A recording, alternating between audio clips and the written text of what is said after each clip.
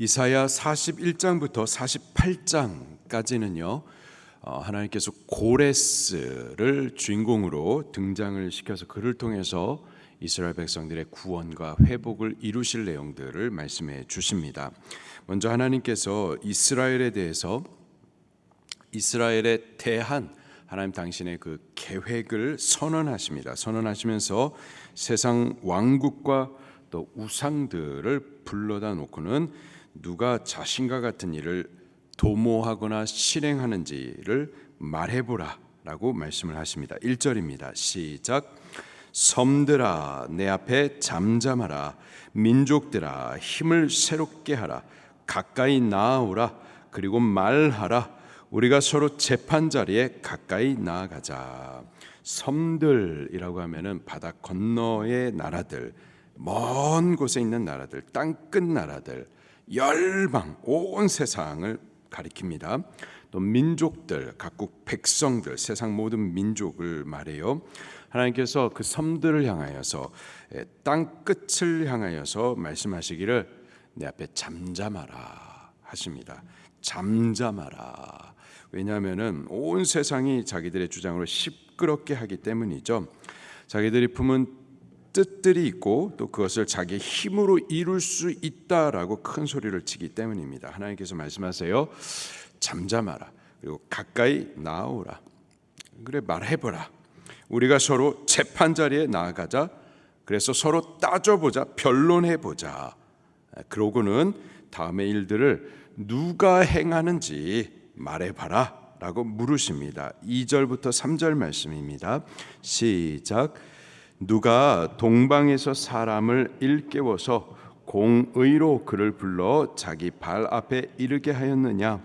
열국을 그의 앞에 넘겨주며 그가 왕들을 다스리게 하되 그들이 그의 칼에 티끌 같게 불리는 초계 같게 하며 그가 그들을 쫓아가서 그의 발로 가보지 못한 길을 안전히 지났나니. 동방에서 한 사람을 일깨워서 당신 발 앞에 이르게 하리라 말씀하세요. 그래서 말하는 동방이라는 것은 유다 나라 쪽에서부터 동쪽에 있는 나라를 말하는데요. 페르시아 나라를 말하는 겁니다. 바사 나라, 성경에서는 바사라고 발음을 하고 있는데요. 이 바사 나라를 가리키고요. 거기서부터 일어날 한 사람이 있는데 바로 고레스 왕을 말하고 있는 겁니다.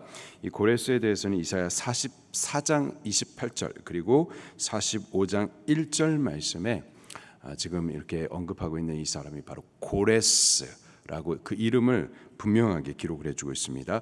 그가 일어나서 열국을 다스리고 또 왕들이 그 칼 앞에 티끌같이 작아지게 될 것이다 이렇게 말씀을 하고 있어요. 이는 그가 장차 이 페르시아라는 나라를 크게 제국으로 일으켜 세워가지고 그 나라들을 다스리게 될 것에 대해서 지금 예언을 하고 계시는 말씀입니다. 하나님께서 질문하세요. 누가 그 일을 이루겠느냐? 누가 이 일을 행하겠느냐? 대답해보라. 말해보라. 나 여호와 내가 이 일을 계획하였고 이 일을 이루리라. 지금 이렇게 선언하고 계시는 겁니다. 4절 말씀도 보겠습니다. 시작. 이 일을 누가 행하였느냐? 누가 이루었느냐? 누가 처음부터 만대를 불러내었으며 나 여호와라. 처음에도 나요 나중에 있을 자에게도 내가 곧 그니라. 아멘. 처음부터 만대를 불러내었느냐? 처음, 태초, 인간 역사의 시작을 말하고요. 만대, 인간 역사 대대로라는 뜻입니다. 처음부터, 곧 태초부터 인간 역사 대대로 일들을 기획하시고 이끌어가시고 이루시는 분이 누구냐라고 물으시는 겁니다. 그리고 분명하게 답도 주세요. 나 여호와라. 처음에도 나고 또 나중에 있을 자에게도 내가 곧 그니라. 인간 역사의 시작도 여호와 하나님이 하신 거고 또 인간 역사의 마지막도 여호와 하나님께서 이루신다라는 거죠. 그가 처음부터 인간 역사의 마지막까지 모든 일을 계획하시고 주관하시고 이루어 가시는 분, 역사의 주권자, 주관자 라는 사실을 지금 선언하고 계시는 겁니다. 지금 이사야가 하나님의 말씀을 받아서 지금 예언을 하고 있는 거예요. 자, 그가 동방에서 일어날 한 사람 곧 바사 나라의 고레스 왕에 대해서 지금 예언을 하고 있습니다. 이사야 입술이 지금 예언을 하고 있는데요. 약 160년이 지나가지고 기원전 536년에 과연 그 예언된 말씀대로 페르시아의 바사 나라의 고레스가 왕으로 일어납니다. 그가 예언한 대로 바벨론 제국을 이 고레스가 멸망시키고 바벨론으로부터 해가지고 메대 그리고 페르시아 이 넓은 영토를 다스립니다. 그가 일어나가지고 열국을 굴복시키고 열 왕들 위에 통치해요. 그리고 그렇게 함으로 인해서 중요한 사건이 벌어지는 것이 그가 그렇게 바벨론을 무너뜨리고 바벨론이 통치하던 모든 열국을 다스리는 동안에 그 통치권 아래 유다 나라가 있었거든요.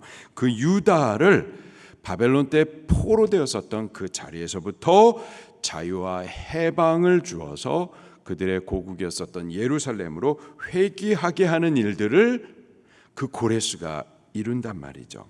근데 이 일이 우연히 된 것인가? 아니에요. 그 사건이 있기 160년 전에 이사야의 예언이 있었던 거예요. 하나님께서 이사야의 입술을 통해서 그 일을 이미 계획하셨고 또 그 예언하신 대로 이루신다라는 거죠.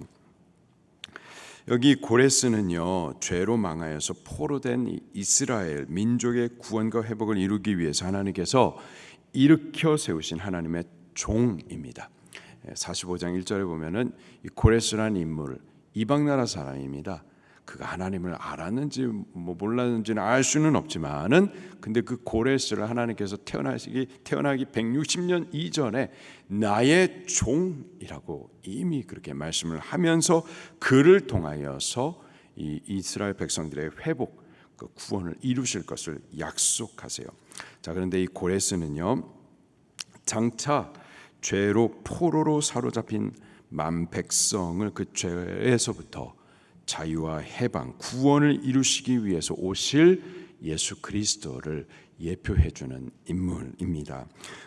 고레스가 예언처럼 바사의 왕이 돼 가지고 바벨론을 정복하여 다스리며 사로잡힌 이스라엘을 자유케 하여 예루살렘으로 회귀하게 한 것처럼 예수님께서 이 땅에 왕으로 오셔 가지고 죄와 사망 마귀의 권세 아래 다 사로잡혀 있는 그 만 백성을 십자가 부활로 이기시고 또 죄 종노릇하는 인생들을 죄에서부터 구원해 주실 것을 약속하시고 또 그렇게 이루어 주셨었죠. 그러면서 이제 하나님께서 물으시는 거예요. 이 일을 누가 이루었고 누가 행하였느냐? 나 여호와니라라는 거예요. 여호와 하나님께서 처음부터 그 구원의 일들을 계획하시고 또 그것을 이끌어내시고 이루어 주셨다라는 겁니다. 우리의 구원은요, 처음부터 끝까지 그 시작부터 마칠 때까지 전적인 하나님의 은혜의 주권으로 이루어진 겁니다. 때문에 우리가 이 죄인 우리가 지옥 가야 되는데 지옥 가지 않고 천국 가게 해주시는 이 복음을 우리가 이룬 게 아니라 하나님의 은혜로 그분이 처음부터 끝까지 시작부터 그분이 기획하셨고 또 이 모든 것을 이루신 분이 하나님의 은혜로 된 것이기 때문에 이 복음을 은혜의 복음이라고 말하는 거죠. 그런데요, 세상이 이를 반대하고 또 대적하죠. 5절부터 7절 말씀까지 또 같이 보겠습니다. 시작. 섬들이 보고 두려워하며 땅 끝이 무서워 떨며 함께 모여와서 각기 이웃을 도우며 그 형제에게 이르기를 너는 힘을 내라 하고 목공은 금장색을 격려하며 망치로 고르게 하는 자는 매질꾼을 격려하며 이르되 땜질이 잘 됐다 하니 그가 못을 단단히 박아 흔들리지 아니하게 하는도다. 섬들과 땅들 곧 열방과 열방 민족들 그들이 예언대로 말씀대로 바사의 고레스가 통치자로 일어날 때 다 두려워하고 떨게 될 겁니다. 그러면서 또 그들이 그냥 두려워하고 떨고 그냥 그대로 받아들이는 것이 아니라 다 연합해 가지고 힘을 모아 가지고 이 고레스를 막아보려고 할 거예요. 심지어 우상들을 만들어서 여기 목공, 그들이 금장색을 격려하고 망치를 고르게 하고, 이거 다 금장색이라고 하면은 우상을 만드는 장인을 말하는 겁니다. 그들이 이런 그들이 우상들을 만들어서 그것을 의지하기까지 하면서 이 고레스를 대적할 거예요. 이렇게 열국이 일어나서 고레스를 막으면, 그러면 결과적으로 어떠한 일들이 이어지는가? 그 고레스를 통해서 이스라엘의 자유와 해방 그리고 구원과 회복의 일들을 이루게 될 텐데, 그 길들을 막아서게 되는 거죠. 그 섬들과 땅들, 온 세상이 일어나서 막으려고 하는 그것이 바로 이거예요. 고레스를 막음으로 인하여서 고레스를 통하여서 이루실 이스라엘 구원의 일들을 막으려고 하는 거죠. 그 일을 막으려 하여 온 세상이 일어나 가지고 서로 연합하고 힘을 모아 가지고 하나님께서 하실 이 구원의 일들에 대해서 방해한다, 대적한다라는 겁니다. 지금도 그렇습니다. 지금도 온 세상이 그리스도를 대적하여 연합하고 힘을 모으죠. 그런 일들이 있습니다. 우리가 조금 믿음의 눈, 영의 눈을 조금만 열어서 보면 지금 온 세상이 그렇게 하나님 하시는 일들, 구원의 일들에 대해서 다 똘똘 뭉쳐가지고 그렇게 힘을 모으고 있는 것을 볼 수가 있어요. 정치도 그렇고, 군사도 그렇고, 문화도 마찬가지고, 종교들도 마찬가지고, 인간의 모든 이념과 사상들 결국은요 다 한 곳으로 집중이 되어 있습니다. 다 하나로 모아져 있어요. 곧 그리스도를 반대하고 대적하는데, 구원의 일들을 막고자 하는데 그 모든 힘들이 결국 보면 모아져 있습니다. 종교 다원주의가 그렇고요, 이방 신앙과의 혼합주의가 그렇고요, 사회주의, 공산주의가 같은 반기독교 인본주의 사상과 이념들이 그렇고요, 동성애 차별금지법을 정치권에서 아주 상정해서 무산되면 또다시 상정하고 그냥 계속해서 집요하게 그렇게 상정하려고 그러는 그 모든 것들이 어디에 그 한 곳에 묶여 있는 거예요. 보면은 교회를 무력화하고 그래가지고 우리의 신앙을 막아내려고 하고, 그래서 구원을 이루지 못하게 하려고, 이 모든 부분이 그렇게 모든 영역이 다 한 곳에 집중되어서 모아져 있습니다. 잘 좀 봐보세요. 그냥 지역 감정을 따라서 어렸을 때부터 그냥 따라왔던 대로 투표하지 마시고요. 누가 어떤 생각을 가지고서 법안을 만들어내는지를 좀 잘 한번 보시란 말이에요. 보셔야 됩니다. 분별하셔야 돼요. 분별하셔야 돼요. 문화들이 왜 이런 문화들이 지금 일어나고 있고, 사람들이 왜 이런 이념과 사상을 갖다가 이렇게 막 강조하고 선동하는지, 그걸 보면은 결국은 그리스도를 향하여서 대적하는데 다 하나로 힘이 모아져 있다 이 말이죠. 잘 한번 보시길 바랍니다. 그리고 분별하시기를 바래요. 자, 그러나 하나님이 계십니다. 그리고 하나님께서 이 모든 것들보다 더 크세요. 그리고 그가 계획하시고 예언하시는 일들을 그분이 또 반드시 이루어 주실 겁니다. 섬들과 땅들이 일어나서, 온 세상이 일어나서 반대하고 대적할지라도 여호와 하나님께서 고레스를 그렇게 일으켜 세우시고 그를 통하여서 이스라엘 구원과 회복의 일들을 이루어 내십니다. 8절과 9절 말씀도 같이 읽겠습니다. 시작.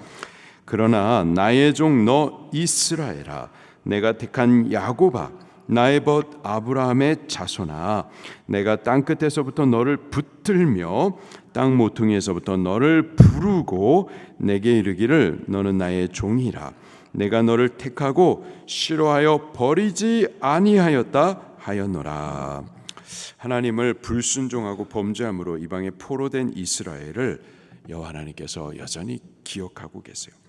그 이스라엘 범죄한 이 지렁이와 같은 이 야곱, 그를 여전히 하나님께서는 나의 종, 또 나의 택한 야곱, 그리고 나의 벗 아브라함의 자손 그렇게 친근히 부르십니다.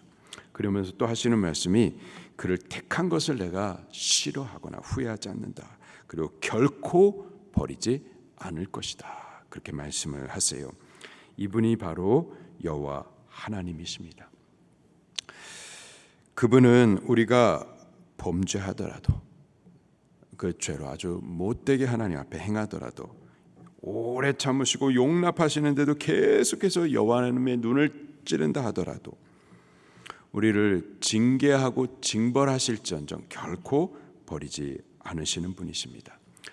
배앓이를 해가지고 낳은 자녀를 버리는 부모가 어디 있겠습니까?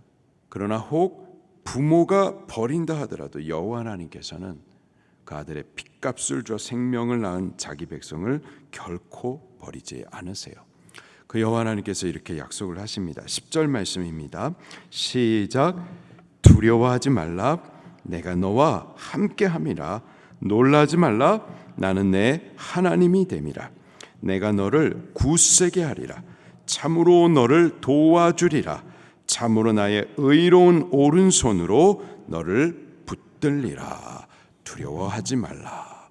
섬들과 땅들, 열국과 열왕들, 고레스를 반대하여 막아서는 세력들, 이스라엘의 구원을 방해하고 대적하는 세력들 분명히 있습니다. 죄 교회를 무력화시키려고 하고 우리의 신앙에 대해서 막아서려고 하는 여러 가지 시험들, 또 방해들, 또 두렵게 하는 일들이 분명히 있어요. 그러나 여호와 하나님께서 두려워하지 말라 말씀을 하세요. 왜? 내가 너와 함께함이라. 놀라지 말라. 왜? 나는 너의 하나님이 됨이라. 여호와 하나님이 계시기 때문입니다.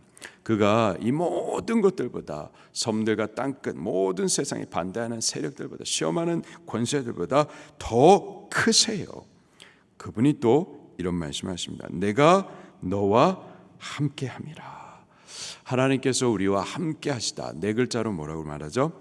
임마누엘. 그 임마누엘의 이름으로 육체를 입고서 우리들 가까이 찾아오신 우리와 함께하신 분 계시죠? 누구시죠? 예수님이십니다.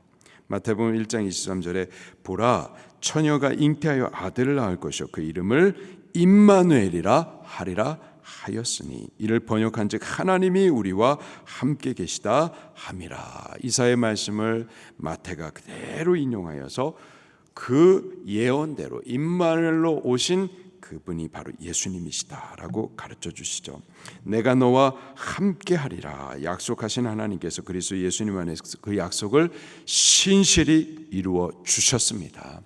그 약속을 이루시기 위해서요, 그분은 창조주이신데 피조자의 몸을 입고 이 땅에 찾아오셨습니다. 온 우주의 왕이시고 통치자이신데 그런데 종의 형체를 가져서 우리와 같아지셨어요.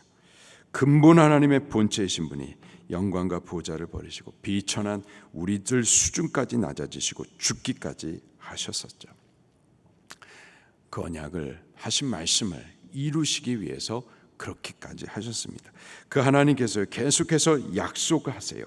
두려워하지 말라. 내가 너를 굳세게 하리라. 참으로 너를 도와주리라. 참으로 나의 의로운 오른손으로 너를 붙들리라. 여호와 하나님의 약속이십니다. 두려운 일들을 우리 매일의 삶 가운데에서 우리의 현실 가운데서 날마다 봅니다. 날마다 이 두려운 일들 부딪히게 되죠. 여러 가지 해결되지 않는 문제들, 또 여전히 고통을 주고 있는 질병들, 관계의 갈등과 어려움들, 또 장래의 불확실함, 이런 것들이 우리를 두렵게 해요. 그것들이 당장에 우리의 눈을 막기도 하고요, 우리의 생각을 사로잡기도 합니다. 근데 믿음은 그런 현실을 부정하는 것이 아니고요, 그러한 현실 가운데 우리가 살지만 그러나 더욱 하나님의 말씀을 붙잡는 겁니다. 하나님의 약속 위에 서는 거예요. 여호와 하나님께 보여지는 것만 보는 것이 아니라 이 모든 보여지는 것 위에 통치자, 주권자 여호와 하나님, 그분께 우리의 시선을 고정하고 그분께 우리의 신뢰를 두는 것, 이것이 믿음입니다. 우리 이러한 믿음으로 오늘 하루도 또 살아갈 수 있기를 예수님 이름으로 축원합니다.